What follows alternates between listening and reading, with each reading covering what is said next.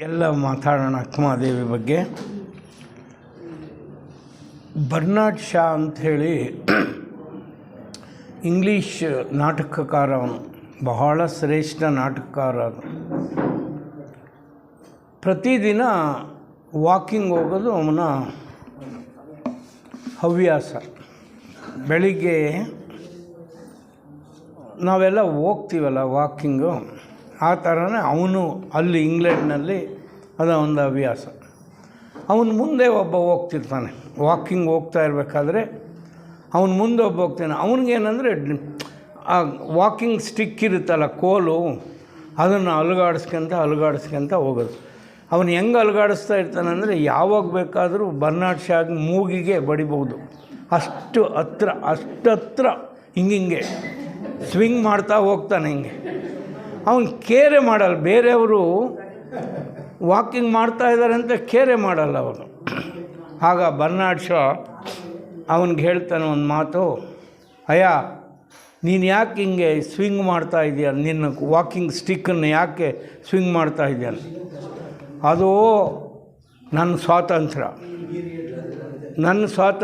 It's my freedom ಅಂತ ಹೇಳ್ತಾನೆ ಅವನು. ಆವಾಗ ಬರ್ನಾರ್ಡ್ ಶಾ ಹೇಳ್ತಾನೆ, ಸ್ವಾಮಿ, ನನ್ನ ಮೂಗು ಎಲ್ಲಿ ಪ್ರಾರಂಭ ಆಗುತ್ತೋ ಅಲ್ಲಿವರೆಗೂ ನಿನ್ನ ಸ್ವಾತಂತ್ರ್ಯ, ನನ್ನ ಮೂಗು ಎಲ್ಲಿಂದ ಪ್ರಾರಂಭ ಆಗುತ್ತೋ ಅದು ನನ್ನ ಸ್ವಾತಂತ್ರ್ಯ. ಅದರಿಂದ ನೀನು ಸ್ವಾತಂತ್ರ್ಯ ಇದೆ ಅಂತ ಇಚ್ಛಾನುವರ್ತಿಯಾಗಿ ನಡ್ಕೋಬೇಡ ಅಂತೇಳಿ. ಈಗ ನಾವು ಅಕ್ಕಮಹಾದೇವಿಯ ಬಗ್ಗೆ ಕೆಲವು ವಿಷಯಗಳನ್ನು ಮಾತ್ರ ತಿಳ್ಕೊಳ್ಳೋಕ್ಕಾಗುತ್ತೆ. ಒಂದೇ ಮಾತಿನಲ್ಲಿ ಹೇಳೋದಾದರೆ ಅಕ್ಕಮಹಾದೇವಿ ವೈರಾಗ್ಯ ಮೂರ್ತಿ ಅಂತ ಹೇಳ್ಬೋದು. ಚಿಕ್ಕದಾದ ಜೀವನ ಎಷ್ಟು ಚೊಕ್ಕವಾಗಿ ಮಾಡೋಕ್ಕೆ ಸಾಧ್ಯ ಇದೆ. ನಮ್ಮೆಲ್ಲರ ಜೀವನ ಅತಿ ಚಿಕ್ಕದಾಗಿದೆ, ಆದರೆ ಚೊಕ್ಕವಾಗಿ ನಾವು ಜೀವನ ಮಾಡೋಕ್ಕಾಗ್ತಾಯಿಲ್ಲ. ಅದನ್ನು ಜಗಳವಾಗಿಯೋ, ರೋಗವಾಗಿಯೋ, ಬೇಡವಾದದ್ದ ಅನಾನುಕೂಲವಾಗಿಯೋ ಪರಿವರ್ತನೆ ಮಾಡ್ತಾಯಿದ್ವಿ.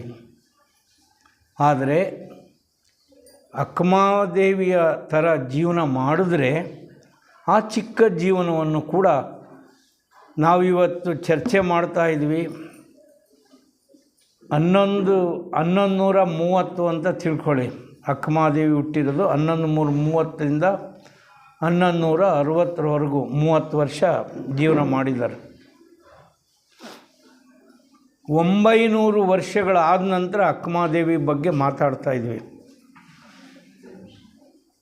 ಅಕ್ಕಮಹಾದೇವಿ ಹುಟ್ಟಿ 900 ವರ್ಷಗಳ ನಂತರ ಅಕ್ಕಮಹಾದೇವಿ 30 ವರ್ಷದ ಜೀವನದ ಬಗ್ಗೆ ನಾವು ಮಾತಾಡ್ತಾ ಇದ್ವಿ. ಅಂದರೆ ಆಕೆ ಎಂಥ ಶ್ರೇಷ್ಠ ಜೀವನವನ್ನು ಮಾಡಿರ್ಬೋದು.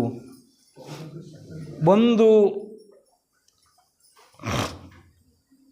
ಉಪನ್ಯಾಸದಲ್ಲಿ ಅಕ್ಕಮಹಾದೇವಿಯ ಇಡೀ ಜೀವನವನ್ನು ತುಂಬಿಕೊಡೋಕ್ಕೆ ಸಾಧ್ಯ ಆಗದೇ ಇರ್ಬೋದು.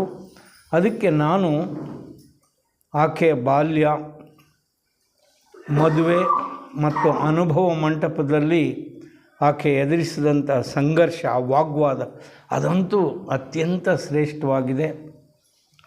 ಆಕೆಯ ಧೈರ್ಯ ಮತ್ತು ವೈರಾಗ್ಯ, ಇಷ್ಟು ವಿಷಯಗಳ ಬಗ್ಗೆ ಮಾತ್ರ ಇವತ್ತು ನಾನು ಮಾತಾಡೋಕ್ಕೆ ಇಷ್ಟಪಡ್ತೀನಿ.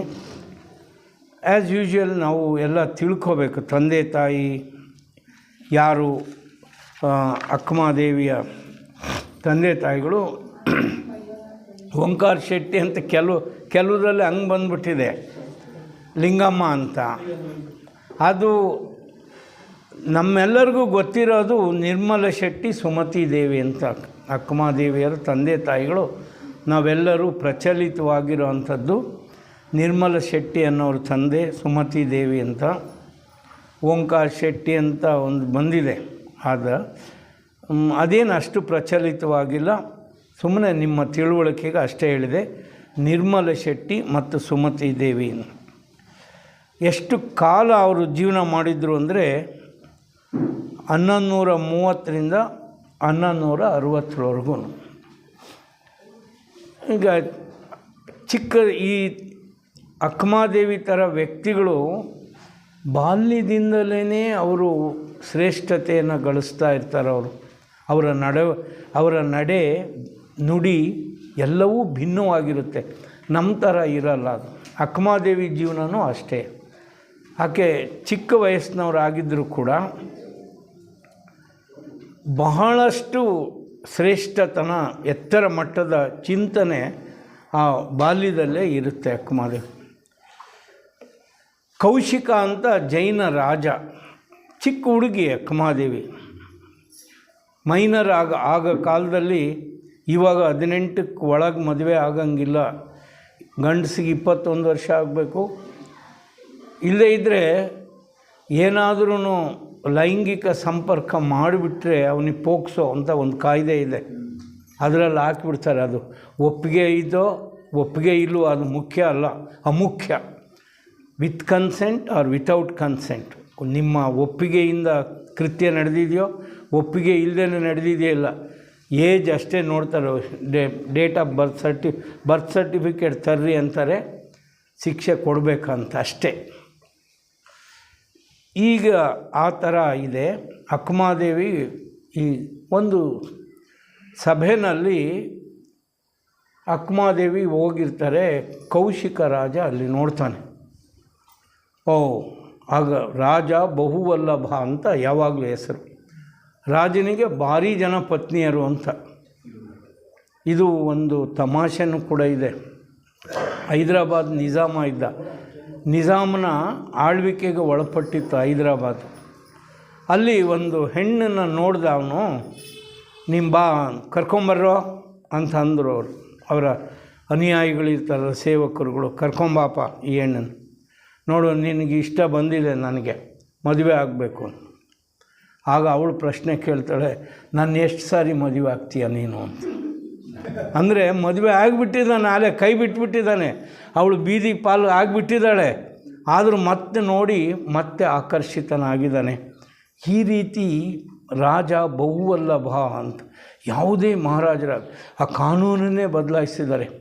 ಒಂದು ಸಹೋದರಿಯನ್ನು ಮದುವೆ ಆಗಬೇಕು ಅಂತ ಒಂದು ರಾಜನಿಗೆ ಇಷ್ಟ ಆಗುತ್ತೆ, ಕಾನೂನೇ ಬದಲಾಯಿಸ್ಬಿಡ್ತಾನೆ. ರಾಜನಿಗೆ ಮಾತ್ರ ಇದು, ಪ್ರಜೆಗಳು ಯಾರೂ ಸಹೋದರಿಯನ್ನು ಮದುವೆ ಆಗಬಾರ್ದು. ಆದರೆ ಎಕ್ಸೆಪ್ಷನ್ ಏನಂದರೆ ರಾಜ, ಅವನು ಮದುವೆ ಆಗ್ಬೋದು ಅಂತ. ಈ ಥರ ಎಲ್ಲ ಅಪಾರವಾಗಿ ದೌರ್ಜನ್ಯ ನಡೆದಿದೆ ಆ ಕಾಲದಲ್ಲಿ. ಅಂಥ ಕಾಲಘಟ್ಟದಲ್ಲಿ ಅಕ್ಕಮಹಾದೇವಿಯ ಜನನ ನಡೆಯುತ್ತೆ. ಈ ರಾಜನು ಅದೇ ಥರ ಮಾಡ್ತಾನೆ. ಅವನು ಜೈನ ರಾಜ ಕೌಶಿಕ. ಅರಮನೆಗೆ ಕರ್ಕೊಂಬನ್ನಿ. ಆಮೇಲೆ ಹೋಗ್ತಾರೆ. ಚಿಕ್ಕ ಹುಡುಗಿ ಅಕ್ಕಮಹಾದೇವಿ. ಅವರಪ್ಪ ಅಮ್ಮನಿಗೆ ಹೇಳ್ತಾರೆ, ನೋಡ್ರಿ ನಾವು ರಾಜ ಹೇಳಿದ್ದಾನೆ ಕರ್ಕೊಂಬರ್ಬೇಕು ಅಕ್ಕಮಹಾದೇವಿನ ಅಂತ, ಅವನ ಮದುವೆ ಆಗಬೇಕಂತೆ ಅಂತ. ಅಷ್ಟು ಸುಂದರಿ, ಸುರಸುಂದರಿ ಅಂತ ಹೇಳ್ಬೋದು ಅಕ್ಕಮಹಾದೇವಿ. ಅಲ್ಲಿಗೆ ಹೋದಾಗ ಕೊನೆಗೆ ಗೊತ್ತಾಗುತ್ತೆ, ಅಕ್ಕಮಹಾದೇವಿಗೆ ತಿಳುವಳಿಕೆ ಆಗುತ್ತೆ, ಈ ರಾಜ ಯಾವುದೇ ರೀತಿಯಲ್ಲಿ ಮದುವೆ ಕನ್ಸೆಷನ್ ತೋರಿಸಲ್ಲ. ಇವನು ಹಠ ಹಿಡಿದು ನನ್ನನ್ನು ಮದುವೆ ಆಗಬೇಕು ಅಂತಲೇ ಇದ್ದಾನೆ ಅಂತ ತಿಳುವಳಿಕೆ. ತಂದೆ ತಾಯಿಗಳು ಹೇಳ್ತಾರೆ, ಅವಳಿಗೆ ಇಷ್ಟ ಇಲ್ಲದೆ ಇದ್ದರೆ ಆಕೆ ಇಷ್ಟದಂತೆ ನಡ್ಕೊಳ್ಳಿ ಬಿಡ್ರಿ, ನೀವು ಯಾಕೆ ಇದು ಮಾಡ್ತೀರಿ ಅಂತ. ಆದರೆ ರಾಜ ನನಗಿಷ್ಟ ಬಂದಿದೆಯಲ್ಲ, ನನ್ನ ಇಷ್ಟನೇ ನಡಿಬೇಕು ಅಂತ ಹೇಳ್ತಾನೆ. ನೋಡಿ, ಇದು ದೌರ್ಜನ್ಯ. ದೌರ್ಜನ್ಯ ಅಂದರೆ ಯಾವುದು ಅಂದರೆ, ಯಾವುದನ್ನು ನಮ್ಮ ಜೀವನದಲ್ಲಿ ನಮ್ಮ ಇಷ್ಟದಂತೆ ನಾವು ಮಾಡೋಕ್ಕಾಗಲ್ವೋ ಅದೆಲ್ಲ ದೌರ್ಜನ್ಯ. ಇನ್ನೊಬ್ಬರ ಒತ್ತಾಯಕ್ಕಾಗಿ ಕಡ್ಡಾಯಕ್ಕಾಗಿ ಮಾಡ್ತಕ್ಕಂಥದ್ದು ಎಲ್ಲ ನಡವಳಿಕೆಗಳು ದೌರ್ಜನ್ಯ. ಅಕ್ಕಮಹಾದೇವಿ ಬಗ್ಗೆನೂ ಕೂಡ ಈ ದೌರ್ಜನ್ಯ ನಡೆಯುತ್ತೆ.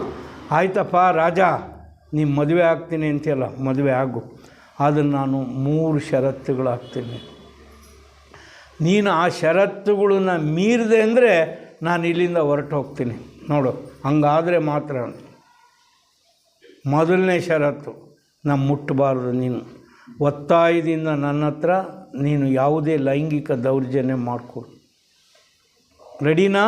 R you ready? Are you prepared for that? Don't force me, compel me for sexual act ಅಂತ. ಎಸ್, ಮಂಜೂರ್ ಅಂದ್ಬಿಟ್ಟ. ಅವನಿಗೇನು ರಾಜ ಇಲ್ಲಿ ಚೆನ್ನಾಗಿ ಬಟ್ಟೆ ಗಿಟ್ಟೆ ಎಲ್ಲ ಕೊಟ್ಬಿಟ್ಟು ಉಡುಗೆ ತೊಡುಗೆ ಎಲ್ಲ ನೋಡಿಸಿದ್ರೆ ಹೊಗಳ್ಬಿಟ್ರೆ ಈಕೆ ಪರಿವರ್ತನೆ ಆಗೇ ಆಗ್ತಾಳೆ ಅಂತ ಅವನ ಚಿಂತನೆ ರಾಜಂದು. ಎಸ್ ಅಂದ, ನನ್ನ ದೌರ್ಜನ್ಯ ಮಾಡಿ ನಿನಗಾಗಿ ಇಷ್ಟಪಡ್ದೇನೆ. ಇದೇ ರೀತಿ ರಾವಣನ ಸೀತೆಯನ್ನು ಕದ್ದೊಯ್ದಾಗ ಅಶೋಕವನದಲ್ಲಿಟ್ಟಾಗ ಇದೇ ಪ್ರಶ್ನೆ ಕೇಳ್ತಾನೆ ರಾವಣ, ನಂಗೆ ಇಷ್ಟ ಇಲ್ಲ, ಚೆನ್ನಾಗಿ ತಿನ್ನಿಸ್ರಿ ಅಂತ ಹೇಳ್ತಿರ್ತಾನೆ ಅವನಿಗೆ, ಸಖಿಯರಿಗೆ ಚೆನ್ನಾಗಿರ್ಬೇಕು ಅವಳಿಗೆ, ಆಗ ಆಸೆ ಬರುತ್ತೆ ಅಂತ ಹೇಳ್ಕೊಂಡು. ಅದೇ ರೀತಿ ಈ ಕೌಶಿಕ ರಾಜನಿಗೆ ಒಂದನೇ ಷರತ್ತಾಗ್ತದೆ, ನಾನು ಲಿಂಗ ಪೂಜೆ ಮಾಡಬೇಕಾದ್ರೆ ಯಾವುದೇ ಡಿಸ್ಟರ್ಬೆನ್ಸ್ ಇರಕೂಡ್ದು ಅಂತ ಹೇಳ್ತಾರೆ. ನಾನು ದೇವರ ಪೂಜೆ ಮಾಡಬೇಕಾದ್ರೆ ನೀನು ಒಂದು ಸ್ವಲ್ಪ ಏನಾದ್ರೂ ತೊಂದರೆ ಕೊಟ್ಟೆ ಅಂದರೆ ನಾನು ಹೊರಟುಬಿಡ್ತೀನಿ ಇಲ್ಲಿಂದ. ಎರಡನೇದು, ನಾನು ಶಿವಭಕ್ತರ ಜೊತೆಗೆ ಜ್ಞಾನಿಗಳ ಜೊತೆಗೆ ಚರ್ಚೆ ಮಾಡ್ತಾ ಇರಬೇಕಾದ್ರೆ, ಮಾತುಕತೆ ಆಡಬೇಕಾದ್ರೆ ನೀನು ಯಾಕೆ ಮಾತಾಡ್ತೀಯ ಅಂತ ಕೇಳಕೂಡ್ದು. ಎಂಥ ಆ ವೈರಾಗ್ಯ ಮೂರ್ತಿ ಯಾಕೆ ಅಂತ. ಆ ಏಜ್ಗೆ ಅಷ್ಟೊಂದು ಶ್ರೇಷ್ಠತೆ ಇರಬೇಕಾದ್ರೆ ರಾಜ ಆಗಲ್ಲ. ಇವತ್ತು ಚೇಂಜ್ ಆಗ್ತಾಳೆ, ನಾಳೆ ಚೇಂಜ್ ಆಗ್ತಾನೆ ಅಂತ ಕಾಯ್ತಾನೆ ಇರ್ತಾನೆ. ಆಮೇಲೆ ಇವನಿಗೆ ತಡ್ಕೊಳಕ್ಕಾಗಲ್ಲ ರಾಜನ. ಯಕ್ಮಾದೇವಿ ಇನ್ನು ನಾನು ವೆಯ್ಟ್ ಮಾಡೋಕ್ಕಾಗಲ್ಲ, ಕಾಯೋಕ್ಕಾಗಲ್ಲ, ದೌರ್ಜನ್ಯ ಮಾಡ್ತೀನಿ ನಾನು ಅಂತ ಹೇಳಿಕೆ ಸೀರೆ ಹಿಡ್ಕಂಡೇ ಬಿಡ್ತಾನೆ. ಆವಾಗ ಅಕ್ಕಮಾದೇವಿ, ಇದು ನೀನು ಈ ದೇಹಕ್ಕೆ ಇಷ್ಟಪಡ್ತಾ ಇದೆಯಲ್ವಾ, ತಗೋ ನಿನ್ನ ಸೀರೆನೇ ಬೇಡ ಅಂತ ನಗ್ನಳಾಗ್ತಾಳೆ. ನಗ್ನಳಾಗಿ ಹೊರಟುಬಿಡ್ತಾಳೆ, ಅರಮನೆನ ಬಿಟ್ಟೇ ಬಿಡ್ತಾಳೆ ಅದು. ಆಗ ಆಕೆ ತಲೆ ಕೂದಲು ಅಷ್ಟು ಹೇರಳವಾಗಿ ಬೆಳೆದಿರುತ್ತೆ, ಅದನ್ನು ಮುಚ್ಚಿಕೇಳ್ತಾನೆ. ಇದನ್ನು ದಾಟಿ ಬಂತು. ವೈವಾಹಿಕ ಜೀವನ ಇಷ್ಟೇ. ಅಲ್ಲಿ ಹೋದರೂ ಕೌಶಿಕನ ಹತ್ರ ಹೋದ, ಅವನು ವಚನಭ್ರಷ್ಟನಾದ. ಅಲ್ಲಿಂದ ಅರಮನೆಯನ್ನು ಬಿಟ್ಟು ಅಕ್ಕಮಾದೇವಿ ಕಲ್ಯಾಣಕ್ಕೆ ಹೋಗಬೇಕು. ಅಲ್ಲಿ ಅಂಥವರು ಅಲ್ಲಮ್ಮ ಪ್ರಭುಗಳು, ಬಸವಣ್ಣ, ಚನ್ನಬಸವಣ್ಣ, ಅಂಥ ಶ್ರೇಷ್ಠರು ಇರುವಂಥ ಜಾಗ. ಅಕ್ಕಮಾದೇವಿಗೆ ಆವಾಗ ಅನಿಸುತ್ತೆ, ಬಸವಣ್ಣವ್ರು ಇರೋ ಜಾಗದಲ್ಲಿ ನಾನು ಹೋಗ್ತೀನಿ, ಅಲ್ಲಮ್ಮ ಪ್ರಭು ಹೋಗ್ತೀನಿ. ಆದರೆ ಅಲ್ಲಿ ಶಿವಶರಣರು ಎಲ್ಲ ಮದುವೆ ಆಗಿರೋರು ನೋಡಿ, ಅಲ್ಲಿ ಹೆಂಗಿದೆ. ಅಲ್ಲಿ ಶರಣರೇನಿದ್ದಾರೋ ಎಲ್ಲರೂ ಮ್ಯಾರೇಜ್ ಆಗಿರೋಂಥವ್ರು. ಅಲ್ಲಮಹಾಪ್ರಭು ಆಗಿಲ್ಲ ಅಂತ ಕಾಣಿಸುತ್ತೆ. ಬಸವಣ್ಣ 2 ಮದುವೆ, ಆ ಥರನೇ ಎಲ್ಲ ಇದು. ಮೊದಲನೇ ಪ್ರಶ್ನೆ, ಅಕ್ಕ ಬಂದಿದ್ದಾಳೆ, ಅಕ್ಕಮಾದೇವಿ, ಮಹಾದೇವಿ ಅಂತ. ಅಲ್ಲಿವರೆಗೂ ಅಕ್ಕ ಅನ್ನೋದು ಬಿರುದು ಕೊಡ್ತಾರೆ ಅವರು, ಶಿವಶರಣರು ಆಕೆಗೆ ಅಕ್ಕ ಅಂತ ಕರೀತಾರೆ. ಮಹಾದೇವಿ ಅಂತ ಬಂದಿದ್ದಾಳೆ ಒಂದು ಹೆಂಗಸು. ಅನುಭವ ಮಂಟಪಕ್ಕೆ ಹೋಗ್ತಾಳೆ ಮಹಾದೇವಿ. ಪ್ರಶ್ನೋತ್ತರಗಳು ನಡೀತು, ಕ್ರಾಸ್ ಎಕ್ಸಾಮ್ ಮಾಡ್ತಾರೆ, ಸೀರಿಯಸ್ ಕ್ವಶನ್ಸ್ ಹಾಕ್ತಾರೆ. ನೋಡಿ, ಅದು ಎಲ್ಲ ಹೇಳೋಕ್ಕಾಗಲ್ಲ. ನಾನು 1-2 ಸಂಗತಿಗಳನ್ನು ಮಾತ್ರ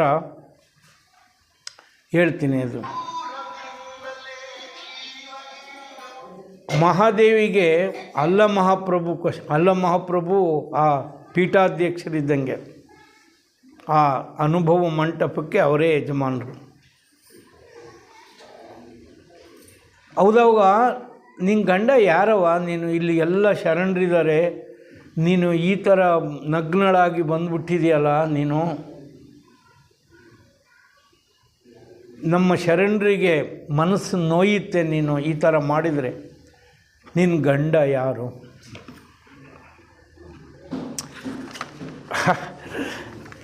ಅಕ್ಕ ಮಹಾದೇವಿಯ ಮಾತುಗಳನ್ನು ನಾವು ಎಲ್ಲ ಎಷ್ಟು ಹೇಳಿದರೂ ನೋಡಿ, ಗಂಡನ ಕುರು ಹೇಳ್ತಾಳೆ ಅವಳು, ಕೌಶಿಕ ಅಂತ ಹೇಳಲ್ಲ. ನಾನು ಅವ್ರಿಗೆ ಮದುವೆ ಆಗಿದ್ದೆ, ನಮ್ಮ ಶಿವಶರಣರೆಲ್ಲ ಮದುವೆ ಆಗಿದ್ದಾರೆ, ನೀನು ಮದುವೆ ಆಗದೆ ಇದ್ದರೆ ಇಲ್ಲಿ ಸ್ಥಾನ ಕೊಡೋಕ್ಕಾಗಲ್ಲ, ಅದರಿಂದ ನಿನ್ನ ಗಂಡನ ಕುರು ಹೇರು. ಆಗ ಅಕ್ಕಮಹಾದೇವಿ ಹೇಳ್ತಾಳೆ, ಸಾವಿಲ್ಲದ ಕೇಡಿಲ್ಲದ ರೂಪಿಲ್ಲದ ಚೆಲುವಂಗ ನೊಲಿದ ನೋವು, ಡೆತ್ಲೆಸ್, ಸಾವೇ ಇಲ್ಲ ಅಂತ ನೋಡಿ. ಇಲ್ಲಿ ಆಧ್ಯಾತ್ಮ ಅಂದರೆ ಏನು ಅಂತ ನಾವೆಲ್ಲ ತಿಳ್ಕೋಬೋದು. ಸಾವಿಲ್ಲದ ವಿದ್ಯೆ ಆಧ್ಯಾತ್ಮ, ಸಾವಿಲ್ಲದ ಅರಿವು, ಸಾವಿಲ್ಲದ ತಿಳುವಳಿಕೆ, ಸಾವಿಲ್ಲದ ಜ್ಞಾನ ಆಧ್ಯಾತ್ಮ ಅಂತ. ಅದು ನಾವು ಸಾಯೋರೆಲ್ಲ ಅದ್ರ ಬಗ್ಗೆ ಮಾತಾಡೋಕ್ಕೆ ಹೋಗಬಾರ್ದು. ಸಾವಿಗೆ ನಮಗೆ ಭೀತಿ ಇದ್ದರೆ, ನಾಳೆ ಸತ್ತೋಗ್ಬಿಡ್ತೀನಿ ಅಂತಂದರೆ ನೋಡಿ ಎಷ್ಟು ಚೆನ್ನಾಗಿ ಹೇಳಿದರು. ಸಾವು ಜಾತಸ್ಯ ಮರಣಂ ಧ್ರುವಂ, ಹುಟ್ಟಿದವನಿಗೆ ಸಾವು ಖಚಿತ. ಅದನ್ನೇ ಹೇಳಿದರು ಹಿಂದಿನ ಮಾತುಗಾರರು ಹೇಳಿದ್ರಲ್ಲ, ಸಾವು ಬರ್ತಾನ ಅಂಥದ್ದು ಹುಟ್ಟು ನಾವು ಅರ್ಜಿ ಹಾಕಿ ಹುಟ್ಟಲ್ಲ, ಆದರೆ ಸಾವು ಮಾತ್ರ ನಮಗೆ ಖಚಿತ ಅಂತ ಹೇಳಿದರು. ಈಗ ಹೇಳ್ತಾಳೆ ಅಕ್ಕಮಹಾದೇವಿ, ನಾನು ಯಾರನ್ನು ಮದುವೆ ಆಗಿದ್ದೀನಿ?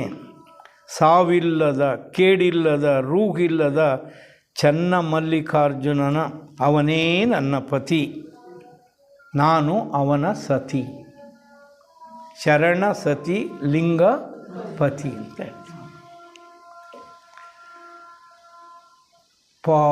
ಅಲ್ಲಿ ಕ್ರಾಸ್ ಎಕ್ಸಾಮಿನ್ ಮಾಡ್ತಾರೆ. ಅಲ್ಲವಾ ನೀನು ಇಷ್ಟು ನೀನು ಹೆಣ್ಮಗಳು ಹಿಂಗೆ ಬಂದಿದೆಯಲ್ಲ, ನೀನು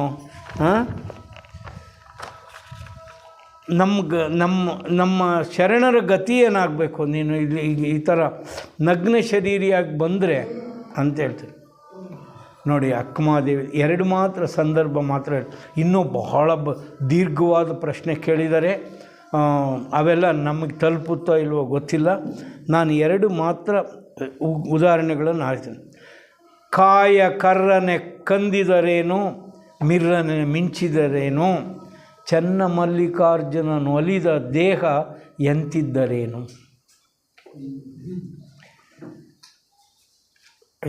ಇದನ್ನು ಹೇಳೋಕ್ಕೂ ಕೂಡ ಅಷ್ಟು ರೋಮಾಂಚನ ಆಗುತ್ತದೆ. ಕಾಯ ಹೆಂಗಿದ್ರೇನೆ ನೀನು ನನ್ನ ಶರೀರ ತಗೊಂಡು ಏನು ಮಾಡ್ತೀಯ ನೀನು? ಕಾಯ ಕರ್ರನೆ ಕಂದಿದರೇನು, ಮಿರ್ರನೆ ಮಿಂಚಿದರೇನು, ಚನ್ನ ಮಲ್ಲಿಕಾರ್ಜುನನು ಒಲಿದ ದೇಹ ಎಂತಿದ್ದರೇನು ಅಂತ ಹೇಳ್ತಾರೆ. ಆಮೇಲೆ ಕೇಳ್ತಾರೆ, ಅಲ್ಲವಾ ನೀನು ಈ ಥರ ನಗ್ನವಾಗಿ ಬಂದಿದೆಯಲ್ಲ, ಅದು ಸರಿನಾ ನಮ್ಮ ಶರಣರಿಗೆ ಅಂತ? ನೀನು ಕೂದಲು ಮುಚ್ಕೊಂಡಿದೀಯ, ಮತ್ತೆ ನಾಚಿಕೆ ಇಲ್ಲ ನನಗೆ, ನಾನೆಲ್ಲ ಗೆದ್ದಿದ್ದೀನಿ, ರೂಹಿಲ್ಲದ ಕೇಡಿಲ್ಲದ ಸಾವಿಲ್ಲದ ಗಂಡನನ್ನು ಮದುವೆ ಆಗಿದ್ದೀನಿ ಅಂತ ಹೇಳ್ತೀಯ ನೀನು, ಆದರೆ ಕೂದಲು ಮುಚ್ಕೊಂಡಿದೆಯಾ? ಇದು ನಾಚಿಕೆ ಸಂಕೇತ ತಾನೇ, ಕೂದಲು ಮುಚ್ಕೊಂಡಿದೆಯಾ ಅಂತಂದರೆ. ಅದಕ್ಕೆ ಅವ್ರು ಹೇಳ್ತಾಳೆ, ನನ್ನ ಕಾಮನ ಮುದ್ರೆಯ ಕಂಡು ನಿಮ್ಮ ಮನ ನೋವಾದೀತೆಂದು ಮುಚ್ಕೊಂಡಿದ್ದೀನಿ ಅಂತ ಹೇಳ್ತಾರೆ. Great great great. ಇದಕ್ಕಿಂತ ನಾವು ಆಧ್ಯಾತ್ಮದ ವಾಗ್ವಾದವನ್ನು ಕಾಣಲಿಕ್ಕೆ ಸಾಧ್ಯ ಇಲ್ಲ. ಇದು ಅಕ್ಕನ ಶ್ರೇಷ್ಠತೆ, ಅಸಾಧಾರಣವಾದಂಥ ಉತ್ತರ ಅದು. ನನ್ನ ಕಾಮನ ಮುದ್ರೆಯ ನೋಡಿ ನಿಮ್ಮ ಮನ ನೋವಾದೀತೆಂದು. ಒಂದು ಹಣ್ಣಾಗಬೇಕಾದ್ರೆ ಅದು ಹೊರಗಣ ಸಿಪ್ಪೆ ಒಪ್ಪಗೆಡದು ಅಂತ, ಅದು ಪೂರ್ತಿ ಹಣ್ಣಾದರೆ ಮಾತ್ರ. ಈಗ ಕಾಯಿ, ತೆಂಗಿನಕಾಯಿ ಇದೆ, ಗಿಟ್ಕಾದರೆ ಕೊಬ್ಬರಿ ಆದರೆ ಮಾತ್ರ ಅದೆಲ್ಲ ಬಿಟ್ಕೊಂಡು ಲಡ ಲಡ ಲಡ ಲಡ ಅಂತಿರುತ್ತೆ. ಅದು ಬಿಟ್ಕೊಳ್ಳಿಲ್ಲ ಅಂದರೆ ಸಂಪೂರ್ಣವಾಗಿ ನಾವು ಡಿಟ್ಯಾಚ್ಮೆಂಟ್ ಅಂದರೆ ಅದು ಒಂದು ವಸ್ತುವಿಗೆ ಯಾವುದೇ ಅಟ್ಯಾಚ್ಮೆಂಟ್ ಇಲ್ಲದೇ ಇರೋವಂಥ ಒಂದು ಸ್ಥಿತಿ. ಆ ರೀತಿ ಆಗದೇ ಇದ್ದರೆ ಇನ್ನೂ ಮನಸ್ಸಿನಲ್ಲಿ ಸೋಂಕಿದೆ, ಸಂಸಾರ ಬಾಧೆ, ಸಂಸಾರದಲ್ಲಿ ನಾವಿದ್ದೀವಿ ಅಂತ. ಈ ಮನೋಧರ್ಮ ನಮಗೆಲ್ಲರಿಗೂ ಬರಬೇಕು. ಸಂಸಾರ ರಹಿತರಾಗಿರಬೇಕು. ಆಧ್ಯಾತ್ಮ ಜೀವಿ ಅಂತಂದರೆ ಈ ಮನೋಸ್ಥಿತಿ ನಮಗೆ ಬಂದರೆ ಮಾತ್ರ ಆಧ್ಯಾತ್ಮ. ಇಲ್ಲರೆ ಒಂದು ಸಣ್ಣ ಇದು ಇನ್ನೂ ಎಲ್ಲ ಭಾರಿ ಪಕ್ವಾಗಿದೆಯಪ್ಪ ಅಂತಂದರೆ ಹುಳ ಮುತ್ಕೊಂಬಿಡುತ್ತೆ ಅಂತೆ. ಹುಳ ಮೆತ್ಕೊಂಡ್ಬಿಡುತ್ತೆ, ಎಲ್ಲದಕ್ಕೂ ಹುಳ ಆಗುತ್ತೆ ಅಂತ ಹೇಳ್ತಾಳೆ. ಆದರೆ ಅಕ್ಕಮಹಾದೇವಿ ಹೇಳ್ತಾಳೆ, ನೋಡು ಆ ಥರ ಆಗುತ್ತೆ ನಿಜ.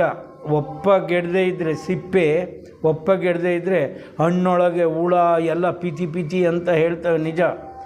ಆದರೆ ನೋಡಿ ಮೊಸರು ಹುಳಿಯಾಗಿರುತ್ತೆ ಅದೇ, ಆದರೆ ಅದನ್ನು ಬೆಣ್ಣೆ ಮಾಡಿ ತುಪ್ಪ ಕಾಯಿಸಿದರೆ ಮತ್ತೆ ಸಿಹಿ ಆಗುತ್ತೆ, ರುಚಿಯಾಗಿರುತ್ತೆ. ಆ ಥರ ಇರುತ್ತೆ. ಅಂದರೆ ಈ ಫ್ರೀಡಮ್ ಅಂತಕ್ಕಂಥದ್ದು, ಅದಕ್ಕೆ ನಾವು ಮುಕ್ತಿ ಅಂತ ಕರೆಯೋದು. ಈ ಮನೋಸ್ಥಿತಿ ಇರುತ್ತಲ್ಲ ಅದಕ್ಕೆ ಅಂದರೆ ಭವಬಂಧನದ ಬಾಧೆ ಇಲ್ಲ. ಅದನ್ನು ಒಂದು ಅಕ್ಕಮಹಾದೇವಿಯ ಮಾತಿನಲ್ಲೇ ಹೇಳ್ತೀನಿ ನಾನು ಬೇಡಿ ಬವಿಯಾದೆನು ಅವು ನೀಡಿ ಭಕ್ತರಾದವು ಅಂತ. ಮರ ಕೇಳ್ತಾಳೆ, ಪಕ್ಷಿ ಕೇಳ್ತಾಳೆ, ಪ್ರಾಣಿಗಳನ್ನು ಕೇಳ್ತಾಳೆ. ಚನ್ನಮಲ್ಲಿಕಾರ್ಜುನ ನೋಡಿದ್ರಾ ತೋರಿಸ್ರಿ ಅಂತ ಕದಳಿ ವನಕ್ಕೆ ಹೋದಾಗ ಆಗ ಅಕ್ಕಮಹಾದೇವಿ ಒಂದು ಮಾತು ಹೇಳ್ತಾಳೆ, ನಾನು ಬೇಡಿ ಭವಿಯಾದೆನು. ಭವಿ ಅಂದರೆ ನಮ್ಮ ಸಂಸಾರ ಜೀವನಕ್ಕೆ ಭವಿಗಳು ಅಂತ ಕರಿತೀವಿ. ನಾನು ಬೇಡಿ ಭವಿಯಾದೆನು ಅವು ನೀಡಿ ಭಕ್ತರಾದವು. ಹಣ್ಣು ಕೇಳಿದರೆ ಹಣ್ಣು ಕೊಡುತ್ತೆ, ನೀರು ಕೇಳಿದರೆ ನದಿ ನೀರು ಕೊಡುತ್ತೆ. ಪ್ರಕೃತಿನಲ್ಲಿ ಮನುಷ್ಯನನ್ನು ಒಬ್ಬನು ಬಿಟ್ಟರೆ ಸಂಗ್ರಹ ಮಾಡೋ ಅಂಥದ್ದು ಇನ್ನು ಯಾವುಕ್ಕೂ ಈ ಸ್ವಭಾವ ಇಲ್ಲ. ಎಲ್ಲ ಕೊಡೋದೆ. ದೆ ಗಿವ್. ಹಾಲು ಹಸು ನೋಡಿ, ಅದು ನಮಗೋಸ್ಕರ ಹಾಲು ಇಳಿಸಲ್ಲ, ಅದು ಹಸು ನಾವು ಬಲವಂತ ಮಾಡ್ತೀವಿ. ಅದು ತನ್ನ ಕರುವಿಗಾಗಿ ಅದನ್ನು ಹಾಲು ಇಡಿಸೋದು. ಆದರೂ ನಾವು ಆ ಕರುವನ್ನೇ ಕಟ್ಟಾಕಿಬಿಡ್ತೀವಿ ಅದ್ರ ಎದುರಿಗೆ. ಹಸು ನೋಡ್ತಾ ಇರಬೇಕು, ಕರು ಕಟ್ಟಾಕಿ ಹಾಲು ಕರ್ಕೊಂತಿರ್ತೀವಿ ನಾವು. ಈ ಭಾವನೆಯನ್ನು ನೋಡು. ಮನುಷ್ಯ ಅಹಿಂಸೆ ಅಂತ ಹೇಳ್ತಾನೆ. ಅಲ್ಲಿಂದ ಹಿಂಸೆ. ನಮ್ಮ ಆಸೆ ಅಪೇಕ್ಷೆಗಳಿಗೆ ಆಕಾಂಕ್ಷೆಗಳಿಗೆ ಮಿತಿನೇ ಇಲ್ಲ. ಮಿತಿ ಇಲ್ಲದೆ ಇರ್ತಕ್ಕಂಥ ಈ ಅಪೇಕ್ಷೆಗಳು ಹಿಂಸೆಯಿಂದ ಇರಲಿಕ್ಕೆ, ಅಸ್ತಿತ್ವವನ್ನು ಉಳಿಸ್ಕೊಳ್ಳೋದು ಹೆಂಗೆ ಅಂದರೆ ಹಿಂಸೆಯಿಂದನೇ ಉಳಿಸ್ಕೋಬೇಕು. ಅಹಿಂಸಾವಾದಿ ಮನುಷ್ಯ ಯಾರು ಅಪೇಕ್ಷೆ ರಹಿತನಾಗಿಲ್ವೋ, ಅಪೇಕ್ಷೆ ಇದೆಯೋ, ಅವನು ಎಂದೂ ಕೂಡ ಅಹಿಂಸಾ ತತ್ವವನ್ನು ಪಾಲನೆ ಮಾಡೋಕ್ಕೆ ಆಗಲ್ಲ. ಇದನ್ನು ನಾವು ತಿಳ್ಕೋಬೇಕು. ಆಮೇಲೆ ಇದೊಂದು ಹಾಡನ್ನು ನೀವೆಲ್ಲ ಕೇಳಿದ್ದೀರಿ, ಆದರೆ ಧೈರ್ಯ ಅಕ್ಕಮಹಾದೇವಿಯ ಧೈರ್ಯ ಹೆಂಗಿತ್ತಂದರೆ, ಬೆಟ್ಟದ ಮೇಲೊಂದು ಮನೆಯ ಮಾಡಿ ನೋಡಿ ಅವ್ರು ಹೆಂಗೆ ಹೇಳ್ತಾರೆ, ನಿನ್ನ ಮನೆಯೇ ಇರೋದೇ ನೀನು ಬೆಟ್ಟದ ಮೇಲೆ ಮಾಡಿದೀಯ. ಬೆಟ್ಟದ ಮೇಲೊಂದು ಮನೆಯ ಮಾಡಿ ಮೃಗಗಳಿಗೆ ಅಂಜಿದೊಡೆ ಎಂತಯ್ಯ. ಸಮುದ್ರದ ತಡೆಯಲೊಂದು ಮನೆಯ ಮಾಡಿ ನೆರೆತೊರೆಗೆ ಅಂಜಿದೊಡೆ ಎಂತಯ್ಯ. ಸಂತೆಯ ಒಳಗೆ ಒಂದು ಮನೆಯ ಮಾಡಿ ಶಬ್ದಕ್ಕೆ ನಾಚಿದೊಡೆ ಎಂತಯ್ಯ. ಇಲ್ಲಿ ನಮಗೆ ಆಕೆ ಬುದ್ಧಿ ಹೇಳ್ತಾಳೆ, ಲೋಕದೊಳು ಹುಟ್ಟಿದ ಬಳಿಕ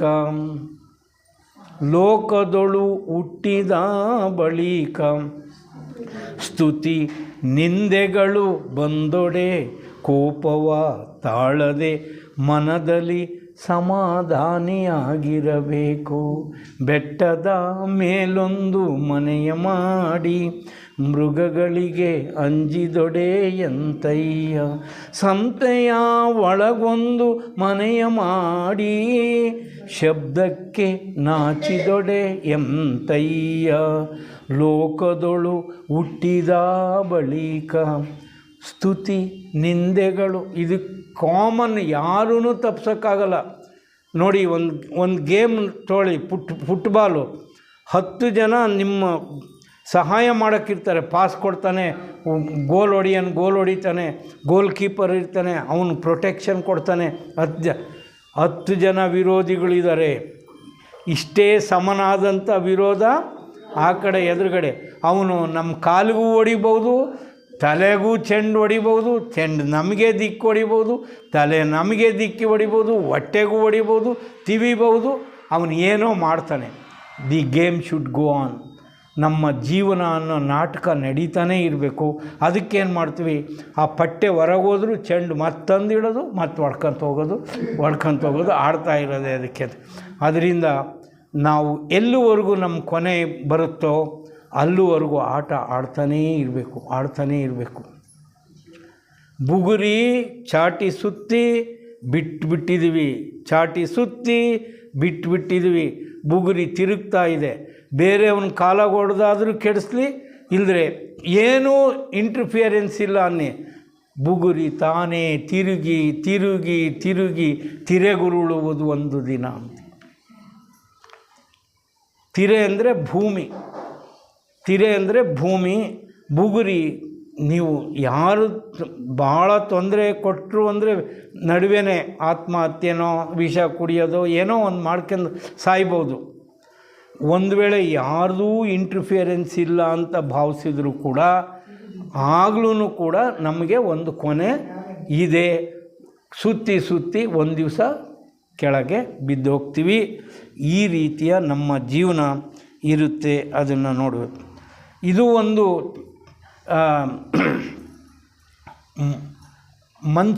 ಮಲ್ಲಿಕಾರ್ಜುನ ಮನ್ಸೂರ್ ಅವರು ಇದು ತುಂಬ ಚೆನ್ನಾಗಿ ಹೇಳಿದ್ದಾರೆ. ಇದು ಕನಸು, ನಮಗೆಲ್ಲ ಕನಸು ಬೀಳುತ್ತೆ. ಇದಕ್ಕೆ ದೆವ್ವನೋ ಪಿಶಾಚಿನೋ ಭೂತನೋ ಬೀಳುತ್ತೆ. ಆದರೆ ಅಕ್ಕನಿಗೆ ಕನಸು ಬಿದ್ದಿದೆ. ಅಕ್ಕ ಕೇಳುವ ನಾನೊಂದು ಕನಸ ಕಂಡೇ, ಅಕ್ಕ ಕೇಳುವ ನಾನೊಂದು ಕನಸ ಕಂಡೇ,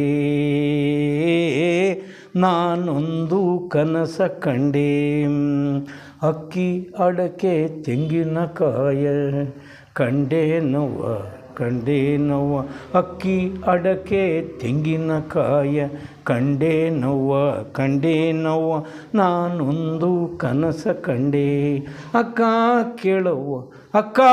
ಕೇಳುವ ನಾನೊಂದು ಕನಸ ಕಂಡೇ. ಚಿಕ್ಕ ಜಡೆಗಳ ಸುಲಿಪಲ್ಲ ಗೊರವನು, ಚಿಕ್ಕ ಜಡೆಗಳ ಸುಲಿಪಲ್ಲ ಗೊರವನು, ಭಿಕ್ಷಕ್ಕೆ ಬಂದುದ ಕಂಡೇ ನೋವ, ನಾನೊಂದು ಕನಸ ಕಂಡೇ. ಮಿಕ್ಕಿ ಮೀರಿ ಮೋಹನ ಬೆಂಬೆತ್ತಿ ಕೈ ಪಿಡಿದೆನು, ಮಿಕ್ಕಿ ಮೀರಿ ಮೋಹನ ಬೆಂಬೆತ್ತಿ ಕೈ ಪಿಡಿದೆನು, ಚೆನ್ನ ಮಲ್ಲಿಕಾರ್ಜುನನ ಕಂಡು ಕಣ್ತೆರೆದೆ ನೋವ, ನಾನೊಂದು ಕನಸ ಕಂಡೇ. ಚೆನ್ನ ಮಲ್ಲಿಕಾರ್ಜುನ ಅಂದರೆ ಅರಿವು, ತಿಳಿವು, ಜ್ಞಾನ ಅಂತ. ಅದೊಂದು ರೂಪ ಅಲ್ಲ, ರೂಹಿಲ್ಲದ ಕೇಡಿಲ್ಲದ ಚೆಲುವಾಂಗನ ಒಲಿದೆ ಅಂತ ಹಿಂದೆ ಹೇಳ್ತಾಳಲ್ಲ. ಅದಕ್ಕೆ ಚೆನ್ನ ಮಲ್ಲಿಕಾರ್ಜುನ ಅಂದರೆ ನನಗೆ ಜ್ಞಾನೋದಯವಾಯಿತು.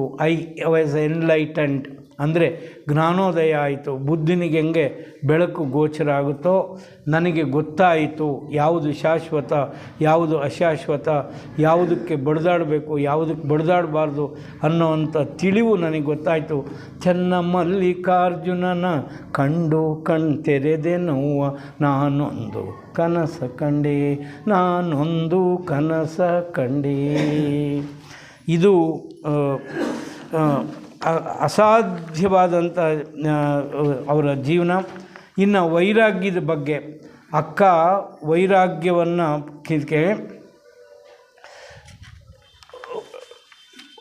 ಅತ್ಯಂತ ಶ್ರೇಷ್ಠವಾದ್ದು. ಎಲ್ಲ ಕೇಳ್ತಾರೆ, ಅಕ್ಕ ನೀನು ಜೀವನ ಮಾಡ್ತೀಯಲ್ಲ, ಉಣ್ಣಕ್ಕೆ ತಿನ್ನೋಕ್ಕೆ ಏನು ಮಾಡ್ತೀಯ, ಉಣ್ಣಕ್ಕೆ ತಿನ್ನೋಕ್ಕೆ ಏನು ಮಾಡ್ತೀಯಕ್ಕ ಅಂತ ಪ್ರಶ್ನೆ ಬಂದಾಗ, ಮನೆಯೊಡ್ಡಿ ತಪ್ಪದೆ ಕೈಯೊಡ್ಡಿ ಬೇಡುವಂತೆ ಮಾಡಯ್ಯ, ಬೇಡಿದರೆ ಇಕ್ಕದಂತೆ ಮಾಡಯ್ಯ. ಅಂದರೆ ಎಷ್ಟು ಅಸಾಧಾರಣವಾದ ಧೈರ್ಯ ಅಕ್ಕಮಹಾದೇವಿಗಿದೆ ಅಂತ. ಮನೆ ಮನೆ ದಪ್ಪದೆ ಕೈಯೊಡ್ಡಿ ಬೇಡುವಂತೆ ಮಾಡಯ್ಯ, ಬೇಡಿದರೆ ಇಕ್ಕದಂತೆ ಮಾಡಯ್ಯ, ಇಕ್ಕಿದರೆ ನೆಲಕ್ಕೆ ಬೀಳುವಂತೆ ಮಾಡಯ್ಯ. ನೆಲಕ್ಕೆ ಬಿದ್ದರೆ ನಾನೆತ್ತಿ ಕೊಂಬುವುದಕ್ಕೆ ಮುನ್ನವೇ ಶುನಿ ಎತ್ತಿ ಕೊಂಬಂತೆ ಮಾಡು ಚನ್ನಮಲ್ಲಿಕಾರ್ಜುನಯ್ಯ. This is our prayer. ಏನು ಮಾಡ್ತೀಯ ಅಂತಂದು ಭಿಕ್ಷೆ ಬೇಡ್ತೀನಿ, ಅದಕ್ಕೆ ಹಸಿವಾಯ್ತಾ ನನಗೆ ಭಿಕ್ಷೆ ಬೇಡ.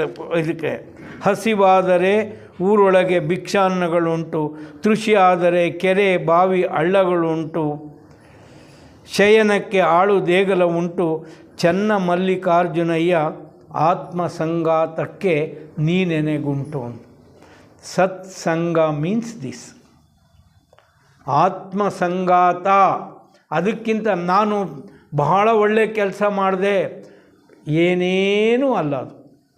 ಆತ್ಮಸಂಗಾತ ಅಂತಂದ್ರೆ ಅರ್ಥ, ನೀವು ಜೀವಿಗಳ ಜೊತೆಯಲ್ಲಿ ಇಲ್ಲ.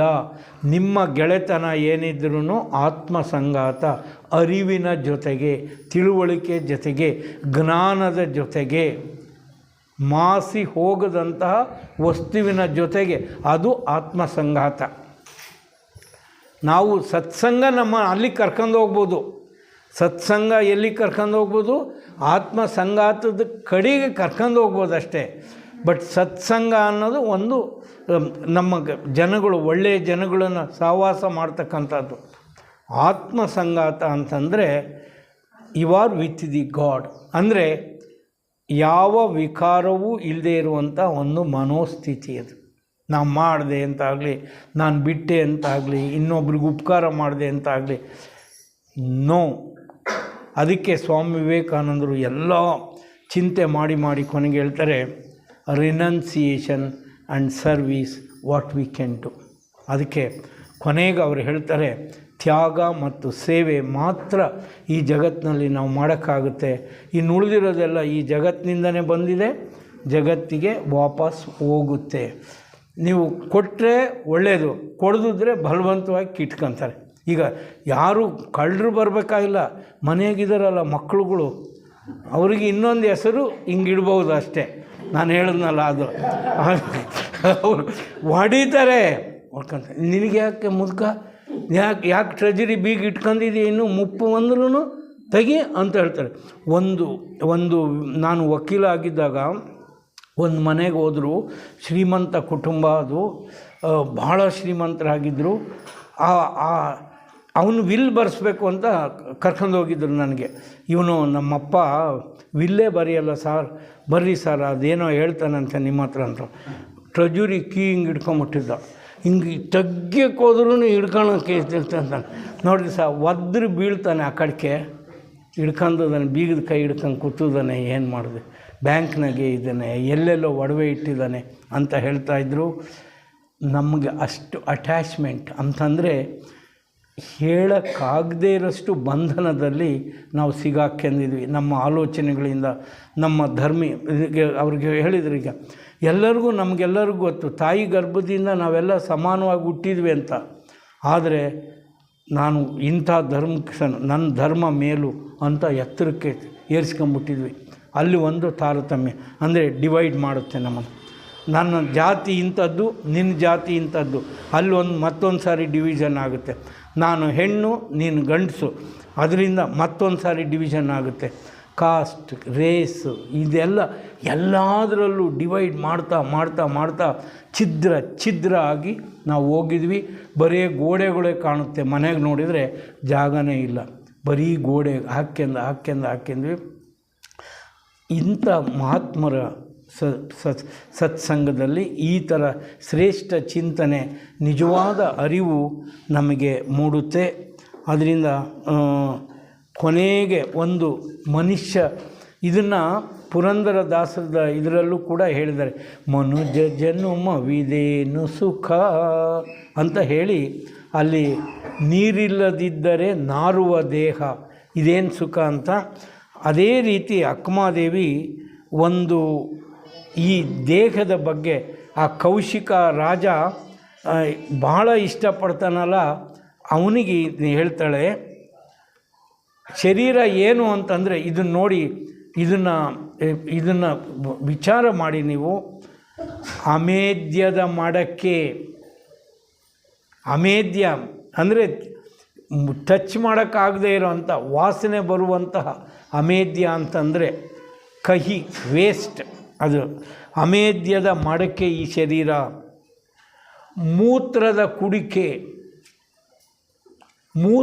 ಕುಡಿಕೆ ಈ ಶರೀರ. ಎಲುವಿನ ತಡಿಕೆ, ಇದನ್ನು ಸ್ಕೆಲಿಟನ್ ತೋರಿಸಿದ್ರೆ ನಿಮಗೆ ಎಕ್ಸ್ರೇ ತೆಗೆಸಿದ್ರೆ ಗೊತ್ತಾಗುತ್ತೆ ಒಳಗೆ ಏನು ಬಾಡಿ ಭಾಳ ಐ ಆಮ್ ಬ್ಯೂಟಿಫುಲ್ ಅಂತ ಹೇಳ್ತೀವಲ್ಲ, ಎಕ್ಸ್ರೇ ತೆಗೆಸಿದ್ರೆ ಎಲುಬುಗಳೆಲ್ಲ ಕಾಣಿಸುತ್ತವೆ. ಕೀವಿನ ಅಡಿಕೆ, ಸುಡಲಿ ದೇಹವ ಒಡಲು ವಿಡಿದು ಕೆಡದಿರು ಚೆನ್ನ ಮಲ್ಲಿಕಾರ್ಜುನನ ಮರಳೆ. ಅದರಿಂದ ಇದನ್ನೆಲ್ಲ ಇಷ್ಟಪಡಕ್ಕೆ ಹೋಗಬೇಡ. ನೀನು ಆಧ್ಯಾತ್ಮ ಜೀವಿಯಾಗು, ಭಗವಂತನಲ್ಲಿರು, ಅರಿವಿನಲ್ಲಿರು, ನೀನು ಜಾಗೃತವಾಗಿದೆಯಾ. ಶರೀರವನ್ನು ಮತ್ತು ಮನಸ್ಸನ್ನು ನಾವು ನಮ್ಮ ವಾಹನದಂತೆ ಬಳಸಬೇಕು.